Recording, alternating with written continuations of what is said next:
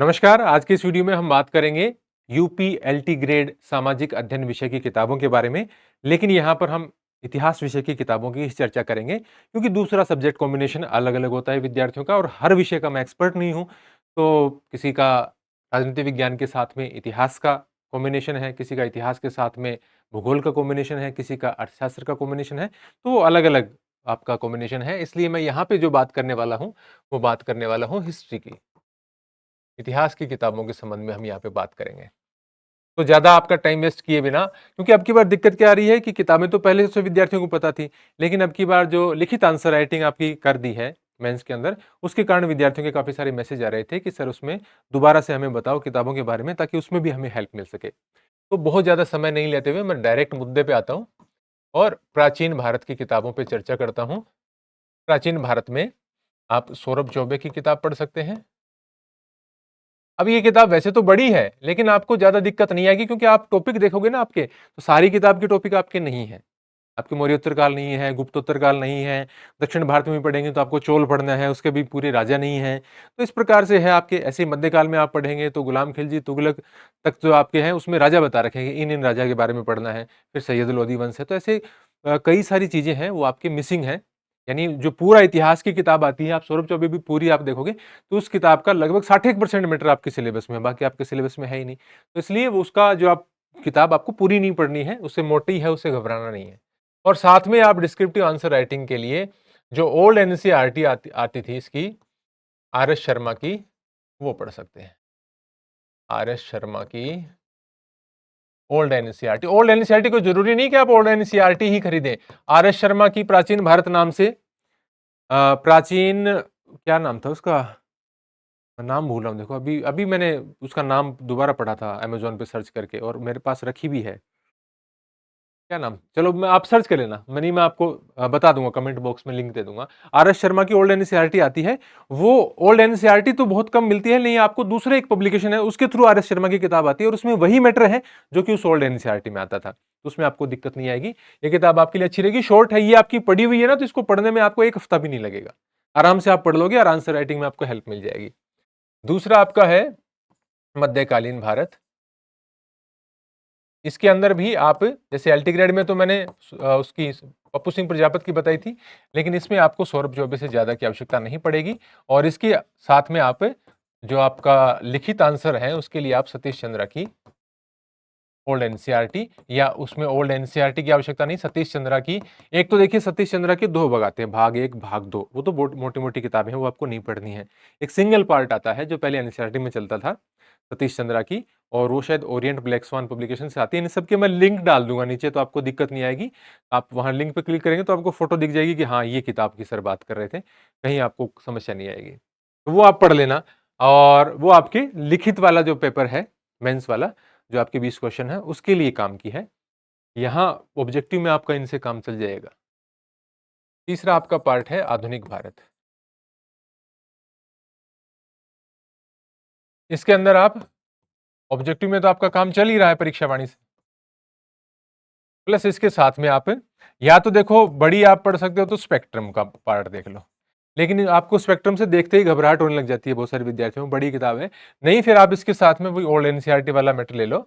R S Sharma, नहीं नहीं, Bipin Chandra, R S Sharma तो होगी ना प्राचीन में, बिपिन चंद्रा की किताब आती है ओल्ड एनसीईआरटी, नहीं दूसरे पब्लिकेशन वाली भी मिलती है, सेम ही मैटर है उसका, वो भी मैं किताब आपको डिस्क्रिप्शन में बता दूंगा। इसके साथ जो है ना पतली पतली किताबें हैं एनसीईआरटी वाली पुरानी, कहीं आपको समस्या नहीं आएगी। और क्योंकि ऐसा कोई पेपर होगा भी नहीं कि वो आपको जैसे आईएएस के लेवल के जो क्वेश्चन होते हैं उसमें आप नहीं समझ पाएंगे सौरभ चौबे वाली किताबों से, ऐसा कुछ पेपर आने की संभावना नहीं है। आपका जो मैं किताबें बता रहा हूँ उनसे आपका काम चल जाएगा। प्लस इसके साथ में जो मल्टीपल चॉइस क्वेश्चंस के लिए आप प्री के लिए पढ़ना है, उसमें आप हिस्ट्री 360 की ही 3 ऑब्जेक्टिव किताबें आती हैं। थोड़ी महंगी पड़ती हैं देखिए, क्योंकि आप सिंगल किताबें लेते हैं घटना चक्र की या यूथ की, और आपकी स्टेट का ही पब्लिकेशन है तो वहाँ पे आपको सस्ती पड़ती हैं। ये क्योंकि 3 अलग-अलग पार्ट में आती हैं और राजस्थान से ऑनलाइन भेजी जाती हैं, तो उसमें थोड़ा-सा महँगा हो जाती हैं किताबें। और इसकी हिस्ट्री 360 रवि कुलरिया की 3 किताबें आती हैं, प्राचीन की, प्राचीन भारत वस्तुनिष्ठ, मध्यकालीन भारत वस्तुनिष्ठ, और आधुनिक भारत वस्तुनिष्ठ 3 किताबें आती हैं। विश्व तो आपकी है नहीं, इसलिए वो नहीं बता रहा मैं। आधुनिक भारत वस्तुनिष्ठ।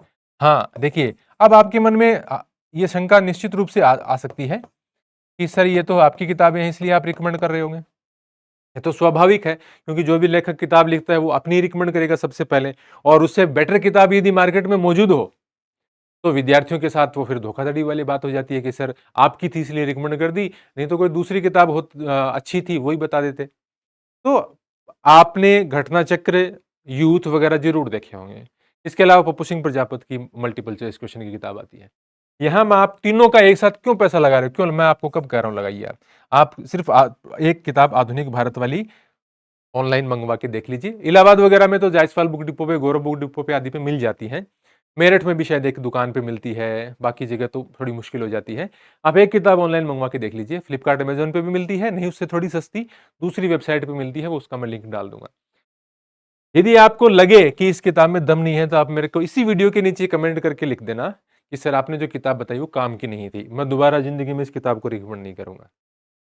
और तीनों क्यों लो, आपको पसंद नहीं आए कल को, तो आपके पैसे लग जाएँगे इतने सारे, पैसे पेड़ पे तो उगते नहीं।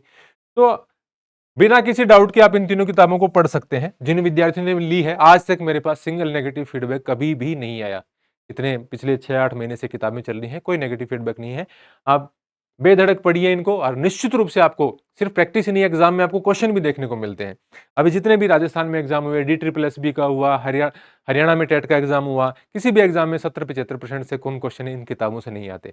और आप एलटी ग्रेड में भी देख लेना, मैं विद प्रूफ आपको दिखा दूंगा। तो प्रैक्टिस आपको करनी है तो आप इन किताबों से कर लेना। यदि आपको लगता है कि थोड़ा हो सकता है किताबें अच्छी नहीं हो, तो आप एक बार एक किताब मंगवा के और देखना, फिर आपको अच्छी लगे तो ही बाकी वाली 2 लेना। तो ये आपको मैंने जो आपका ऑब्जेक्टिव पेपर है और आपका जो मेंस का सब्जेक्टिव पेपर है, दोनों के हिसाब से किताबें बता दी हैं। और इस तरह की किताबें पढ़ने के बाद में आपको दिक्कतें नहीं आएगी, आप मान के चलिए। पहले क्या होता था कि हम आर्य कंपटीशन टाइम वाली किताब है प्लस मल्टीपल चॉइस क्वेश्चन की एक किताब, उससे आपका काम निकल जाता था, क्योंकि आपकी मेंस वाला ये जो सिस्टम है जिसमें लिखित आंसर राइटिंग है, ये वाला नहीं था, अभी लागू किया है। तब तो काम चल जाता था, अब थोड़ा सा मुश्किल हो गया काम, क्योंकि उससे फिर आप डिस्क्रिप्टिव आंसर तो नहीं लिख पाएंगे। इसलिए अब मैंने नए तरीके से किताबें बता दी हैं। दूसरा, आपका जो भी विषय है, ज्यादातर का तो नागरिक शास्त्र, राजनीति विज्ञान कह दो, वही है। लेकिन मैं सभी विषयों का एक्सपर्ट नहीं हूँ, उसके बारे में मैं बात नहीं कर रहा, मैंने इतिहास की बात की है। तो ये वीडियो आपके लिए था। इसके अलावा आपका कोई प्रश्न हो तो आप मुझे कमेंट में पूछ लेना। किसी प्रकार की और कोई दिक्कत हो कि किताब ढूँढने में दिक्कत आ रही हो, तो फ़ोन तो देखो मत करना, मैं नहीं उठाऊँगा। 78 330 78 360 ये मेरा नंबर है।